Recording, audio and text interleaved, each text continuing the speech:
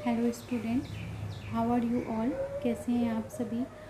तो आज मैं आप लोग को जो है एनसीईआरटी का जो कक्षा 11 का भारत का आर्थिक विकास है उसका चैप्टर 4 है निर्धनता।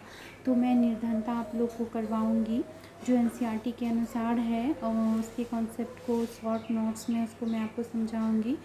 तो स्टूडेंट आप उसको जो है देखें, और अगर आपको थोड़ा भी अच्छा लगे, यूज़फुल अगर आपके लिए वो हो, तो आप प्लीज़ मेरी वीडियो को लाइक शेयर और सब्सक्राइब कर दें।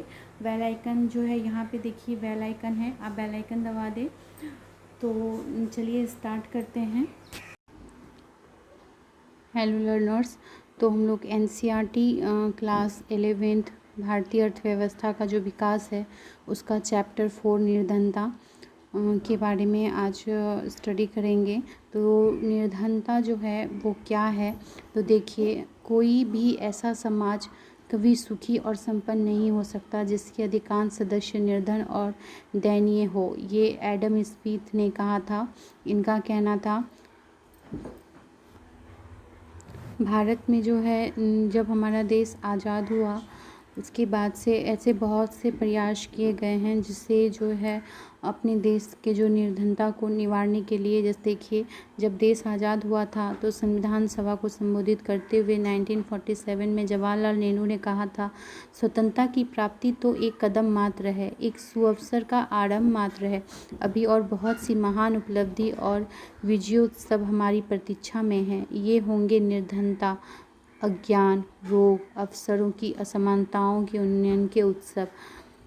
किंतु आज हम कहाँ तक पहुँच पाए हैं यह जानना भी आवश्यक है। आज विश्व के निर्धनों की कुल संख्या के 5वें हिस्से से अधिक निर्धन केवल भारत में रहते हैं। यहाँ लगभग 30 करोड़ ऐसे लोग बसे हैं जो अपनी मूलभूत ज़रूरतों को भी ढंग से पूरा नहीं कर पाते हैं। निर्धनता के स्थान स्थान पर समय समय पर अलग अलग स्वरूप हैं। इनकी अनेक प्रकार से व्याख्या की गई है। मोटे तौर पर निर्धनता एक ऐसी दशा तो मानी ही जाती है जिससे सभी व्यक्ति बचना चाहता है। अतः निर्धन तथा धनी दोनों के लिए विश्व को बदलने का एक आह्वान है। अब प्रश्न ये उठता है कि निर्धन कौन है।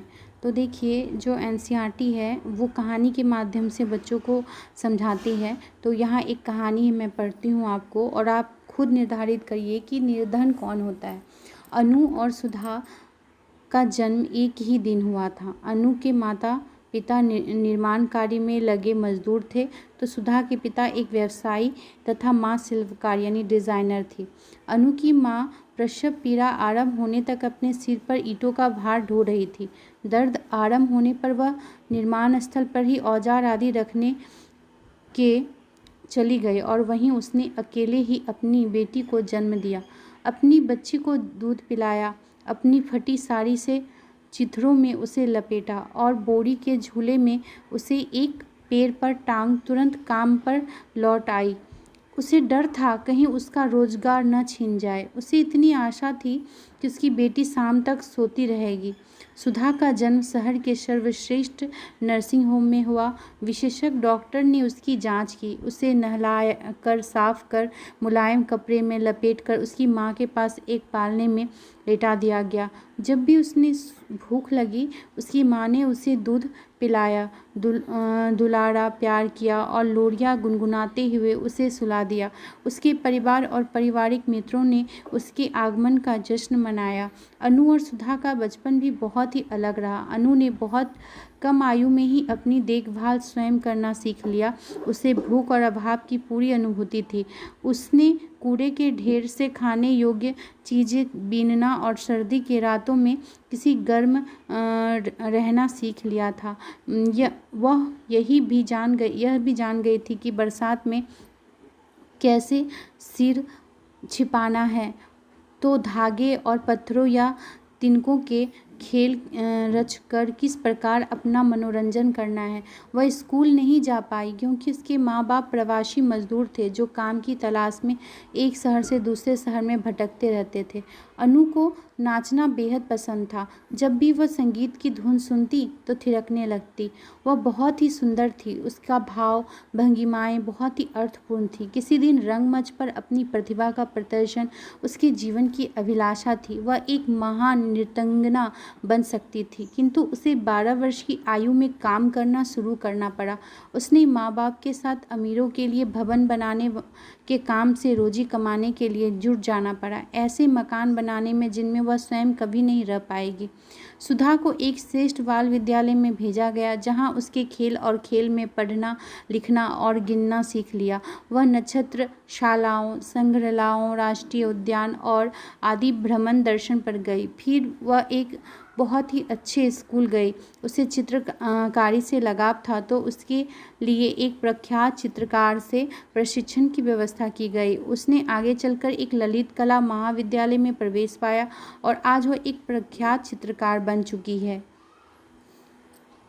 तो आपने देखा प्राय क्या होता है कि जो इसको जो है यहाँ पे इसमें इस कहानी के माध्यम से आपको पता चल गया होगा कि निर्धनता जो है वो क्या है और निर्धन कौन है। यहाँ पे अनु और सुधा में कि इसी को हम निर्धन कहेंगे।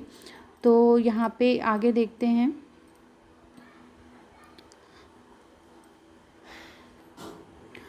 निर्धन देखिए, अभी निर्धन किनको कहेंगे। अर्थशास्त्री जो है निर्धनों की पहचान उनके व्यवसाय तथा संपत्ति स्वामित्व के आधार पर करते हैं। उनका कहना है कि ग्रामीण निर्धन प्राय भूमिहीन कृषि श्रमिक होते हैं या फिर वे बहुत ही छोटी जोतों के स्वामी किसान होते हैं। वे ऐसे भूमिहीन मजदूर भी हो सकते हैं जो विभिन्न प्रकार के गैर कृषि कार्य करते हैं या किसी और की जमीन पर आसामी काश्तकार की भांति खेती करते हैं। शहरी क्षेत्रों में अधिकांश निर्धन वही हैं जो गांवों से वैकल्पिक रोजगार और निर्वाह की तलाश में शहर चले आए। ये लोग तरह तरह के अनियमित काम करते हैं। यही स्वनियोजित लोग सड़कों के किनारे गलियों में घूम घूम कर कुछ सामान बेचते दिखाई देते हैं। और अर्थशास्त्र के अनुसार धनी लोग वे हैं, यहाँ क्या बोले, निर्धनों की पहचान कैसे होती है। तो यदि भारत की निर्धनता की समस्या का समाधान करना है तो उसे निर्धनता के कारणों का उन्मूलन करने के लिए व्यावहारिक और धारणीय रणनीति बनानी होगी। देखिए निर्धनता क्या है। तो दो अध्येताओं शाहीन रफ़ी खान और डेमियन किल्लेन ने निर्धनता की स्थिति को बहुत ही संक्षेप में व्यक्त किया है। निर्धनता भूख है, निर्धनता बीमार होना है, डॉक्टर से न दिखा पाने की व्यवस्था है, निर्धनता स्कूल में न जा पाने और निरक्षर रह जाने का नाम है, निर्धनता बेरोजगारी है, निर्धनता भविष्य के प्रति भय है, दिन में एक बार भोजन पाना, निर्धनता अपने बच्चों को उस बीमारी से मरते देखने को कहते हैं जो अस्वच्छ पानी पीने से होती है, निर्धनता शक्ति और प्रतिनिधित्वहीनता है, स्वतंत्रता की हीनता का नाम है। आपका क्या विचार है। यहाँ पे आप चार्ट में देख सकते हैं। यहाँ पे चार्ट में दिया हुआ है चिरकालीन निर्धन, अल्पकालीन निर्धन और गैर निर्धन। तो इसमें जो चिरकालीन निर्धन है वो आप देख रहे हैं, वो ये निर्धनता रेखा है, ठीक है। निर्धनता रेखा के चिरकालीन निर्धन क्या है उसके नीचे होता है और अल्पकालीन निर्धन निर्धनता रेखा के जस्ट देखिए करीब है और कुछ उसके ऊपर भी हैं। ये हो गया चक्रीय निर्धन और ये हो गया अनियमित निर्धन। उसके बाद आता है गैर निर्धन। तो जो गैर निर्धन होगा वो जो निर्धनता रेखा है उससे बहुत ज़्यादा ऊपर होता है, तो इसको गैर निर्धन जो है हम बोलेंगे। तो ये एक चार्ट था, आप देख रहे हैं, इसका जो है बोल रहा है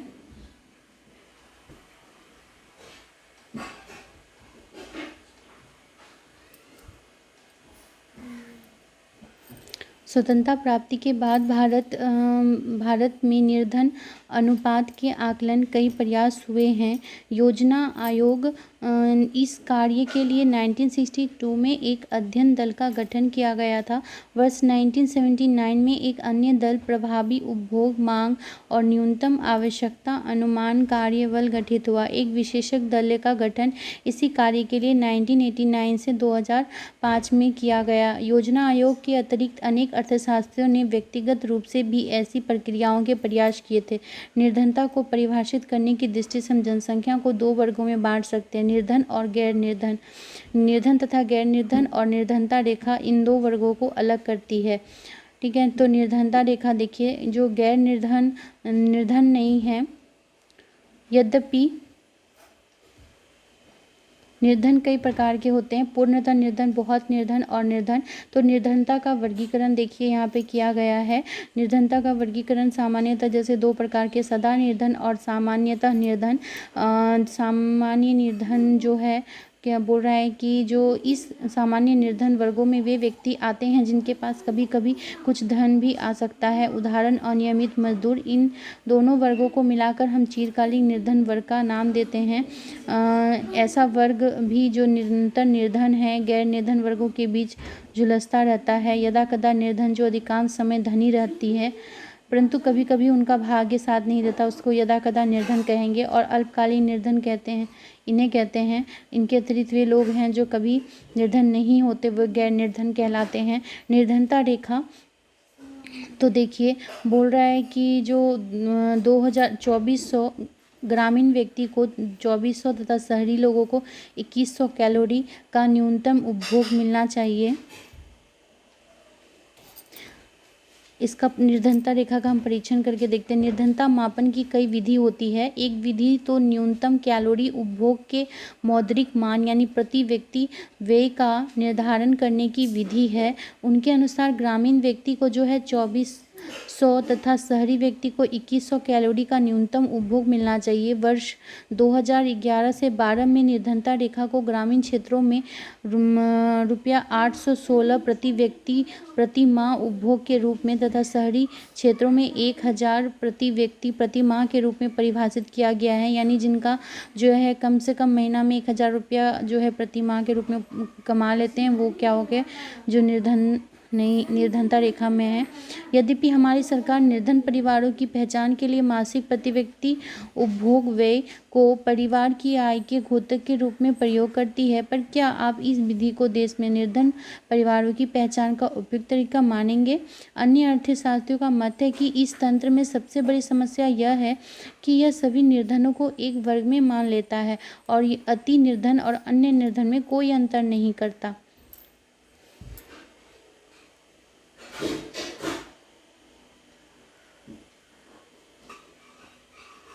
आय और संपत्ति स्वामित्व के अतिरिक्त भी कई कारक हैं जो निर्धनता से संबंधित माने जाते हैं, जैसे बुनियादी शिक्षा, स्वास्थ्य सेवा, पेय जल और स्वच्छता आदि की सुलभता। वर्तमान में निर्धनता रेखा का निर्धारण करने वाला तंत्र इस सामाजिक कारकों पर भी ध्यान नहीं देता जो निर्धनता को जन्म देकर इसे निरंतर बनाए रखते हैं, जैसे निरक्षरता, अस्वस्थ संसाधनों की अनुपलब्धता, भेदभाव, नागरिक और राजनीतिक स्वतंत्रताओं का अभाव। निर्धन निवारण योजना ध्येय तो मानवीय निर्धनता में सर्वांगीण सुधार होना चाहिए। उसमें ये बातें अवश्य होनी चाहिए कि मनुष्य क्या बन सकता है, क्या कर सकता है, अर्थात अधिक स्वास्थ्य, सुपोषित तथा संपन्न ज्ञान संपन्न हो, सामाजिक जीवन में भागीदारी कर सके। इस दृष्टि से विकास का अर्थ होगा व्यक्ति के कर्म पथ की बाधाओं का निवारण, जैसे उसे निरक्षरता, अस्वस्थता और संसाधनहीनता, नागरिक और राजनीतिक स्वतंत्रता के अभाव आदि से मुक्ति दिलाना।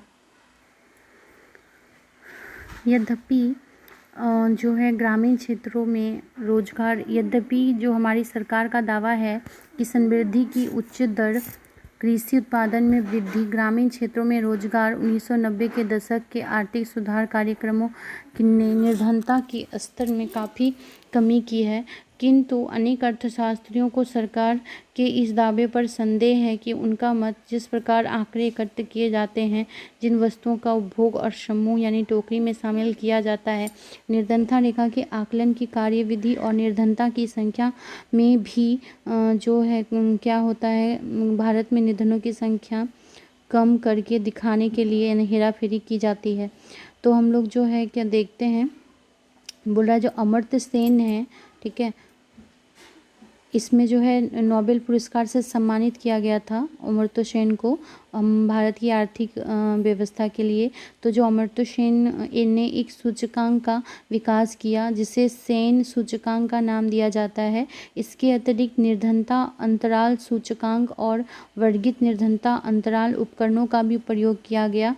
इनके विषय में आप आगे की कक्षाओं में विस्तार से जान पाएंगे। अभी आप देखिए भारत में गरीबी का रुझान जो है ये दिया हुआ है 1973 से 2012 तक का है। तो देख रहे हैं एक तरफ ग्रामीण क्षेत्र है और ग्रामीण शहरी क्षेत्र है, ठीक है। तो जो 1973 में कुल संख्या का अनुपात में है और ये ग्रामीण में ग्रामीण की संख्या है। तो देख रहे हैं ग्रामीण क्षेत्रों में जो निर्धनता है वो करीबन 60-70 लाख लोगों में है और जो शहरी क्षेत्र है ये शहरी क्षेत्र का है तो काफ़ी है। और यहाँ पे हम देखते हैं उसका कुल संख्या का अनुपात प्रतिशत में, तो उसमें भी जो है क्या है कि जो ग्रामीण क्षेत्र है उसमें वहाँ पे कम है। शहरी क्षेत्र में आप देख रहे हैं कि निर्धनता रेखा काफ़ी अधिक पाया गया। ये आर्थिक सर्वेक्षण 2011-12 का वित्त मंत्रालय सरकार द्वारा किया गया है। अब देखते हैं भारत में निर्धनता रेखा भारत में निर्धनों की संख्या। तो इसमें जो है कुछ बड़े राज्यों में निर्धनता रेखा के नीचे की जनसंख्या देखिए 1973 से 2012 का % है। तो यहाँ देखिए आंध्र प्रदेश में आप देख रहे हैं कि कितना आंध्र प्रदेश में 49 है वहीं, और यहाँ पे बिहार गुजरात मतलब जितनी जनसंख्या है उत्तर प्रदेश के साथ जो है उत्तराखंड, बिहार के साथ झारखंड और मध्य प्रदेश का छत्तीसगढ़ के आंकड़े भी इसमें शामिल है क्योंकि ये पहले का सर्वेक्षण है। तो इसमें आप इसका चार्ट से समझ में आ रहा है कि कहाँ कहाँ है आंध्र प्रदेश, बिहार, ये है बिहार, गुजरात, कर्नाटक, मध्य प्रदेश, महाराष्ट्र, उड़ीसा, राजस्थान, तमिलनाडु, उत्तर प्रदेश और पश्चिम बंगाल। तो एक बार जो है हम संक्षेप में समझ लेते हैं। देखिए निर्धनता वह स्थिति है जिसमें एक व्यक्ति जीवन की न्यूनतम आवश्यकता को पूरा करने में असमर्थ रहता है। निर्धनता के प्रकार 2 है, एक सापेक्ष निर्भरता और निरपेक्ष निर्धनता। निर्धनता की श्रेणी में देखिए चिरकालीन निर्धन वे व्यक्ति जो सदैव निर्धन होते हैं, अल्पकालीन निर्धन और गैर निर्धन आता है। निर्धनता रेखा का निर्धारण जो है देखिए न्यूनतम कैलोरी का मौद्रिक मूल्य इसके अनुसार शहर में 1000 रुपया और ग्रामीण क्षेत्रों में 816 प्रति व्यक्ति मासिक आय गरीबी रेखा के ऊपर है। निर्धनता के क्या कारण है, तो देखिए निर्धनता का सबसे बड़ा कारण तो बेरोजगारी है, क्योंकि इंसान के पास अगर रोजगार ही नहीं रहेगा तो वो कहाँ से कमाएगा और घर चलाएगा। विकास की धीमी गति, हमारा विकास भी जो है काफ़ी धीमी गति से हो रहा है। कीमतों में वृद्धि, कमाई तो है नहीं लेकिन क्या हो रहा है दिन प्रतिदिन दाम बढ़ता जा रहा है, जनसंख्या भी बढ़ती जा रही है, जिसके कारण क्या हो रहा है अधिकांश लोग निर्धन होते जा रहे हैं। निर्धनता का निवारण हेतु उपाय और नीति में है काम के बदले अनाज योजना, प्रधानमंत्री रोजगार योजना, मनरेगा जिसको बोलते हैं महात्मा गांधी राष्ट्रीय रोजगार गारंटी अधिनियम और स्वर्ण जयंती शहरी योजना। ये जो है निवारण हेतु कुछ नीतियां हैं और कुछ नरेंद्र मोदी ने भी बहुत सारे नीति चलाए हुए हैं। तो ये आपके पहले के जो NCERT बुक के थे वही मैंने आपको बताया। तो फ्रेंड्स उम्मीद करती हूँ कि आपको जो है अच्छा लगा होगा। अगर आपको अच्छा लगा है तो आप लाइक, शेयर और सब्सक्राइब करें स्टूडेंट, ज़्यादा से ज़्यादा बेल आइकन ज़रूर दबा दें ताकि आपको जो है हर नोटिफिकेशन मिलता रहे। Thank you.